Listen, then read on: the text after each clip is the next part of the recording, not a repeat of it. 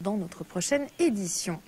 70 journalistes venus de France, mais surtout du Québec et des États-Unis et d'Angleterre étaient réunis ce mercredi au Radisson Blu Hotel.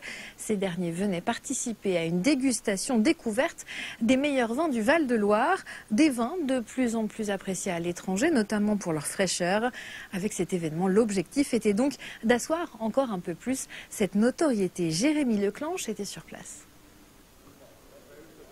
Pour ces 70 journalistes venus des 4 coins du monde, les gestes sont ceux d'habitués, toujours les mêmes. Verre après verre, blanc, rouge ou rosé, il y en a pour tous les goûts, y compris ceux des Québécois. Les vins du Val-de-Loire ont un intérêt particulier pour le Québec. Les Québécois en sont friands. La Loire, c'est en fait une multitude d'appellations avec des cépages qui ont du caractère. On peut en avoir de toutes les couleurs et de tous les styles avec la Loire. Et les Québécois, en fait, suivent les vins de la Loire depuis des années, que ce soit Saumur, que ce soit des vins mousseux, que ce soit le muscadet.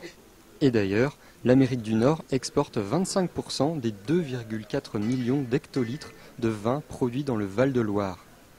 L'autre objectif du jour, c'est de faire découvrir les talents d'une nouvelle génération de producteurs qui s'adaptent à l'ère du temps.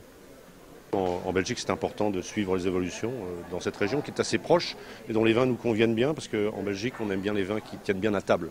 Or, vous avez une offre assez exceptionnelle à ce niveau-là. Derrière cette opération de communication vers la presse étrangère, il y a un véritable enjeu. Ce que j'attends des 70 journalistes présents aujourd'hui, c'est de découvrir ou de redécouvrir la Loire. Parce que pour certains, la Loire est un pays qui a exporté du vin depuis des années et des années et des années. Elle est parfois connue ou méconnus ou ayant déjà un passé.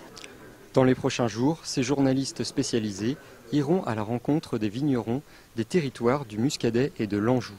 En 2018, 64 millions de bouteilles des vins du Val-de-Loire ont été exportées à travers le monde.